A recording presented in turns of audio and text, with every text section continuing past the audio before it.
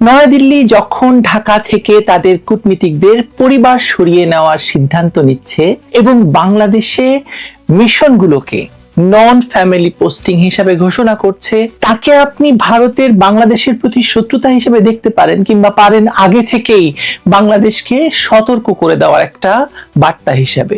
প্রশ্ন হলো, আপনি কিভাবে দেখবেন বিষয়টি?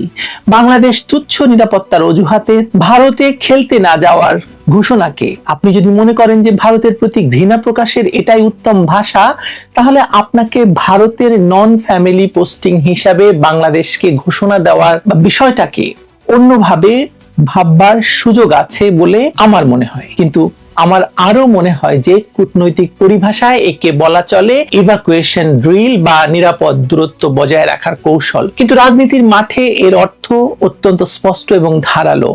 ভারত কার্যত জানিয়ে দিচ্ছে যে বাংলাদেশের বর্তমান নিরাপত্তা পরিস্থিতিকে তারা আর স্বাভাবিক বা শান্তিপূর্ণ মনে করছে না। যে বন্ধু রাষ্ট্রের উপর এক সময় তাদের অগাধ আস্থা ছিল, সেই জমিনকে এখন তারা পাকিস্তানের মতোই উচ্চ ঝুঁকির বা হাই রিস্ক জোন হিসাবে তালিকাভুক্ত করেছে। প্রশ্ন হলো, এই সিদ্ধান্ত কি কেবল সাবধানতা, নাকি পর্দার আড়ালে এমন কোনো ভয়াবহ ঘটনা তৈরি হচ্ছে বাংলাদেশকে ঘিরে, যার আঁচ সাধারণ মানুষের চামড়ায় লাগার আগেই কূটনীতিকদের গোয়েন্দা র্যাডারে ধরা পড়েছে? চলুন আলোচনা করা যাক। দিল্লির এই সিদ্ধান্তের মনস্তত্ত্ব বোঝা জরুরি। যখন কোনো রাষ্ট্র তার কূটনীতিকদের পরিবারকে ফিরিয়ে নেয়, তখন ধরে নিতেই হয় যে আস্থার পারদ তলানিতে ঠেকেছে। এর মানে হলো রাষ্ট্রটি মনে করছে যে কোনো মুহূর্তে পরিস্থিতি নিয়ন্ত্রণের বাইরে চলে যেতে পারে এবং সেই সম্ভাব্য বিশৃঙ্খলার মধ্যে নারী এবং শিশুদের নিরাপত্তা নিশ্চিত করা স্বাগতিক দেশের পক্ষে সম্ভব হবে না। বিগত কয়েক মাস দুই দেশের সম্পর্কের যে অবনতি ঘটেছে তা কেবল শীতলতা নয়, বরং এক ধরনের বৈরী পরিবেশে রূপ নিয়েছে। শেখ হাসিনার পতনের পর থেকে চলা রাজনৈতিক পট পরিবর্তন, অন্তর্বর্তী সরকারের সঙ্গে দিল্লির টানাপোড়েন এবং সীমান্ত ও জনমনে তৈরি হওয়া ভারত বিদ্বেষী মনোভাব এই সিদ্ধান্তের ভিত্তি হিসাবে কাজ করেছে। কিন্তু ভয়ের জায়গাটি কিন্তু অন্যত্র। ভারত যখন নন ফ্যামিলি ঘোষণা দিচ্ছে, তখন তারা বিশ্বকে এই বার্তা দিচ্ছে যে এই দেশটি এখন আর নিরাপদ বিনিয়োগ বা ভ্রমণের জায়গা নয়। এটি বাংলাদেশের জন্য একটা ভয়াবহ বৈশ্বিক রেড ফ্ল্যাগ। বাংলাদেশের অভ্যন্তরে এখন যে রাজনৈতিক এবং সামাজিক অস্থিরতা বিরাজ করছে, তা অস্বীকার করার উপায় নেই। আপনি অস্বীকার করতে পারবেন গত 1.5 বছরে রাষ্ট্রযন্ত্রের উপর থেকে কেন্দ্রীয় নিয়ন্ত্রণ শিথিল হয়ে পড়েছে এবং কিছু কিছু ক্ষেত্রে নিয়ন্ত্রণ একেবারেই নেই। জঙ্গল সালিমপুরকে নিয়ে করা আমার ভিডিওতে আপনি দেখেছেন যে বাংলাদেশে এরকম অনেকগুলো জঙ্গল সালিমপুর সৃষ্টি হয়েছে, যেখানে বাংলাদেশের পুলিশ প্রশাসন, নিরাপত্তা বাহিনীর কারো নিয়ন্ত্রণ নেই। বাংলাদেশের পুলিশ, প্রশাসন এবং বিচার ব্যবস্থা এক ধরনের স্থবিরতার মধ্য দিয়ে যাচ্ছে। এই সুযোগে উগ্রবাদী গোষ্ঠী এবং সুবিধাবাদী চক্রগুলো মাথাচাড়া দিয়ে উঠছে। শুধু তাই নয়, তারা এখন ক্ষমতাবান। তারা যে কোনো মুহূর্তে ক্ষমতা দখল করবে। কখনো শাহবাগে ভিনদেশী পতাকার আস্ফালন হচ্ছে, কখনো চট্টগ্রামে কনসুলেটের সামনে হিংসাত্মক বিক্ষোভ, আক্রমণ হচ্ছে মানুষের ডিপ্লোম্যাটদের বাড়ি, আবার কখনো সংখ্যালঘু নির্যাতনের অভিযোগ। সবই বিচ্ছিন্ন ঘটনা বলে উড়িয়ে দেওয়া হচ্ছে, কিন্তু কোনোটাই বিচ্ছিন্ন ঘটনা নয়। এমনকি প্রধান উপদেষ্টার কার্যালয় থেকে বলা হচ্ছে এগুলো বিচ্ছিন্ন ঘটনা, এগুলো রাজনৈতিক, নানা রকম কথাবার্তা বলা হচ্ছে, কিন্তু এগুলোকে অ্যাড্রেস করা হচ্ছে না। এগুলো একটি প্যাটার্ন বা নকশা, যা প্রমাণ করে যে রাষ্ট্রের নিরাপত্তা কাঠামোতে বড় ধরনের ফাটল ধরেছে। ভারত তাদের কূটনীতিকদের পরিবার সরিয়ে নেওয়ার মাধ্যমে মূলত এই ফাটলটিকেই আঙুল দিয়ে দেখিয়ে দিল। তারা জানে যে আগুনের ধোঁয়া এখন দেখা যাচ্ছে, তার নিচে প্রচুর দাহ্য পদার্থ জমে আছে, যে কোনো মুহূর্তে বিস্ফোরণ ঘটবে। ভয়াবহ কিছু ঘটনা আপনাকে আমি তুলতে পারি, যেমন ধরুন নিরাপত্তা ঝুঁকি। নির্বাচন বা গণভোটের আগে রাজনৈতিক উত্তাপ বাড়া স্বাভাবিক, কিন্তু বাংলাদেশে এখন যা ঘটছে তা রাজনীতি নয়, বরং অস্তিত্বের সংকট। রাজপথে যেভাবে উস্কানিমূলক স্লোগান, পাল্টা স্লোগান চলছে, তাতে যে কোনো মুহূর্তে বড় ধরনের সংঘাত বেঁধে যাবে। টার্গেটেড ভায়োলেন্স বা সুনির্দিষ্ট লক্ষ্যবস্তুতে হামলার আশঙ্কা গোয়েন্দারা উড়িয়ে দিচ্ছেন না। বিশেষ করে কূটনীতিক পাড়ায় বা ভারতীয় স্বার্থ সংশ্লিষ্ট স্থাপনায় যদি কোনো হামলা হয়, তবে তা কেবল দ্বিপক্ষীয় সম্পর্ক নয়, বরং বাংলাদেশের সার্বভৌমত্বের উপর বড় আঘাত হয়ে আসবে। দ্বিতীয়ত, অর্থনৈতিক বিপর্যয়। নিরাপত্তা শঙ্কার অজুহাতে যখন কূটনীতিকরা পরিবার সরিয়ে নেন, তখন বিদেশি বিনিয়োগকারীরাও তাদের পুঁজি গুটিয়ে নিতে শুরু করবেন নিশ্চিত। ইতিমধ্যে পশ্চিমা দেশগুলো তাদের নাগরিকদের চলাচলে সতর্কতা জারি করেছে।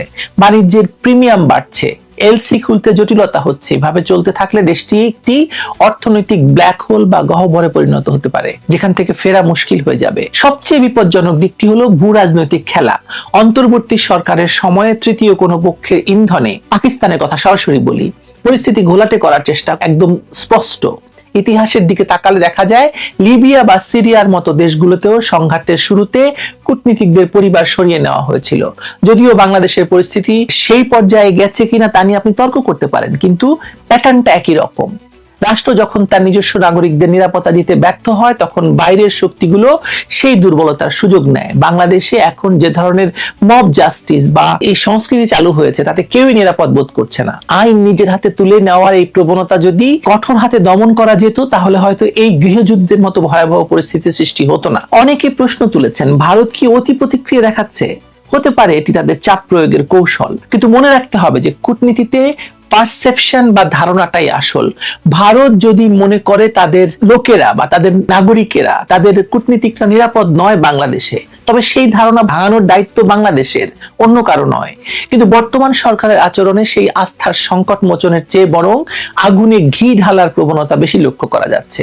ক্রিকেট নিয়ে যে ঘটনা তৈরি হলো, সীমান্তে হত্যা কিংবা ধর্মীয় অসহিষ্ণুতা নিয়ে দুই পক্ষের পাল্টাপাল্টি যে বয়ান, পরিস্থিতিকে বারুদের স্তূপের উপর দাঁড় করিয়েছে। একটি দেশলাই কাঠি জাস্ট পুরো সাজানো বাগান পুড়িয়ে দেওয়ার জন্য যথেষ্ট। তবে কি আমরা খাদের কিনারায়? উত্তর হলো, আমরা খাদে পড়ে যাওয়ার আগে শেষ ধাপটিতে দাঁড়িয়ে আছি। ভয়াবহতা এখন অনিবার্য, কিন্তু তা এড়ানোর সময়ও ফুরিয়ে যায়নি, তবে ফুরিয়ে আসছে।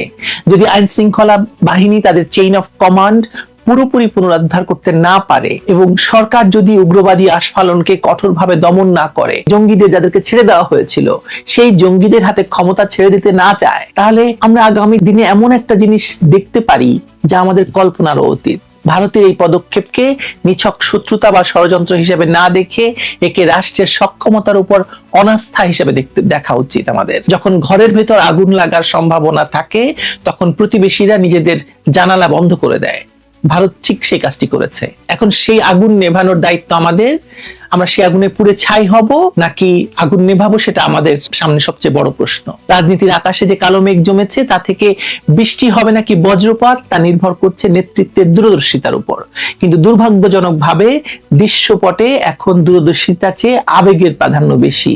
আর আবেগ দিয়ে রাষ্ট্র চালানো যায় না। বিপ্লব করা যায় হয়তো, কিন্তু এটা বিপ্লব হয় না, হয়েছে সন্ত্রাস। বিপ্লব পরবর্তী বা সন্ত্রাস পরবর্তী সময়ে যদি স্থিতিশীলতা না আসে, তবে তা নৈরাজ্যের জন্ম দেয়। বাংলাদেশ এখন সেই জায়গায় দাঁড়িয়ে আছে। এখান থেকে ফিরে আসার পথ যেমন আছে, তেমনি পতনের পথটি একদম রেডি আছে। নন ফ্যামিলি স্ট্যাটাস, যেটা ভারত বলছে হয়তো আগামীকাল উঠে যাবে, কিন্তু যে আস্থার সংকট তৈরি হলো তা কাটাতে হয়তো যুগের পর যুগ লেগে যাবে। আর এই মধ্যবর্তী সময়ে যদি কোনো একটি মিস ক্যালকুলেশন বা ভুল পদক্ষেপ নেওয়া হয়, তবে তার খেসারত দিতে হবে পুরো জাতিকে। এই ভয়াবহ কিছু ঘটতে যাচ্ছে কিনা, যে প্রশ্ন শুরুতে তুলেছি, তার উত্তর আসলে লুকিয়ে আছে আমাদের নিজেদের কর্মকাণ্ডে। পেট্রোল তো ছিটিয়ে রাখা হয়েছে, এখন দেখার বিষয় কে বা কারা এই দেশলাই কাঠিটি হাতে তুলে নেয় এবং আগুন লাগিয়ে দেয়। আপনি দেখতে পাচ্ছেন সরকারের কোনো উদ্যোগ নেই এই আগুন নেবানোর, আগুন উস্কে দেওয়া ছাড়া। ভয়ঙ্কর নিরাপত্তাহীনতায় বাংলাদেশ, কড়া পদক্ষেপে ভারত, পশ্চিমা বিশ্ব বাংলাদেশ নিয়ে কি করবে? বিশেষ করে সাম্প্রতিক সময়ে ভারতের সিদ্ধান্তের আলোকেই এই প্রশ্নটা আসছে যে ভারত তাদের কূটনীতিকদের ফ্যামিলি, পরিবার বাংলাদেশ থেকে সরিয়ে নিচ্ছে। কেন সরিয়ে নিচ্ছে? বাংলাদেশ কি কোনো সংক্ষুব্ধ যুদ্ধ বিধ্বস্ত বা ভয়ঙ্কর সংকটাপন্ন দেশ? এবং ভারতকে এই জিনিসটা একটু চিন্তা করুন, ভারত বাংলাদেশের প্রতিবেশী দেশ, সবচেয়ে নিকট প্রতিবেশী দেশ। আমি বরাবর একটা কথা বলি যে পৃথিবীর মধ্যে একটা ব্যতিক্রম মানচিত্রের দেশ ভারত বাংলাদেশের জন্য, যেটি বাংলাদেশের চারপাশ দিয়ে ঘিরে আছে। 94% বর্ডার হচ্ছে ভারতের বাংলাদেশের, আর মাত্র 6% হচ্ছে মিয়ানমারের। সেই ভারত বাংলাদেশকে এক প্রকার পরিত্যক্ত ঘোষণার মতোই, কারণ তাদের পরিবার সরিয়ে নিচ্ছে। এটি বাকি বিশ্বের জন্য কি অ্যালার্মিং হতে পারে? বাকি বিশ্বও কি এমনটা করবে? সাধারণত এই ধরনের ব্যবস্থা নেওয়া হয় যুদ্ধ বিধ্বস্ত, অভ্যন্তরীণ সংঘাত বা চরম নিরাপত্তাজনিত ঝুঁকির দেশগুলোতে, যেমন আফগানিস্তান, ইরাক বা ইউক্রেনের মতো পরিস্থিতিতে এই ধরনের ব্যবস্থা নেওয়া হয়েছে। আফগানিস্তান 2001 সালে নেটো ও পশ্চিমা দেশগুলোর প্লেন, মিলিটারি ও জরুরি অপারেশন চালিয়ে নন সহায়ক কর্মী ও তাদের পরিবারগুলোকে দ্রুত সরিয়েছে।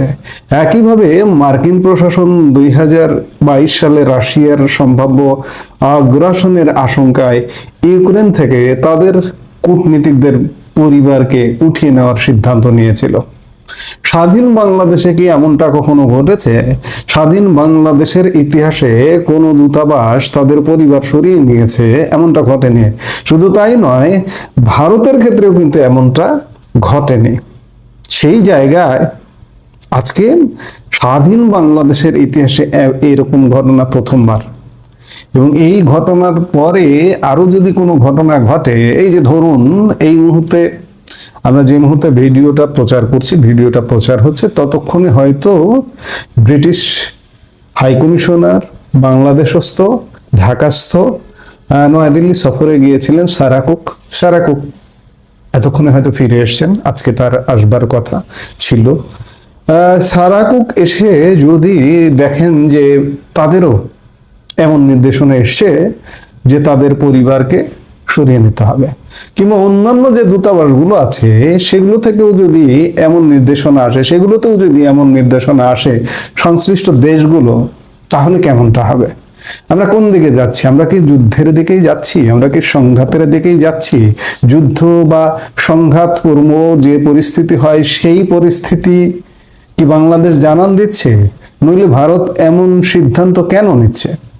ইউনূস সরকার বগল বাজিয়ে নানা কথাবার্তা বলছে, কিন্তু আসলে কি বগল বাজানোর অবস্থা আছে? বাংলাদেশের সাথে কি কেউ আছে? বাংলাদেশের পাশে কি কেউ আছে?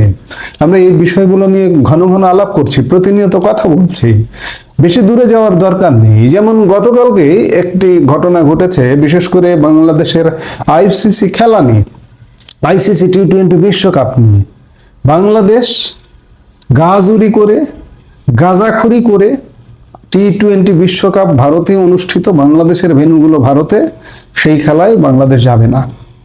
অবশেষে গতকাল আইসিসি তাদের বোর্ড সেবা, সহযোগী সদস্য এবং পূর্ণ সদস্য যারা, তাদের নিয়ে ভোটাভুটি করে। এই ভোটাভুটিতে কি হলো?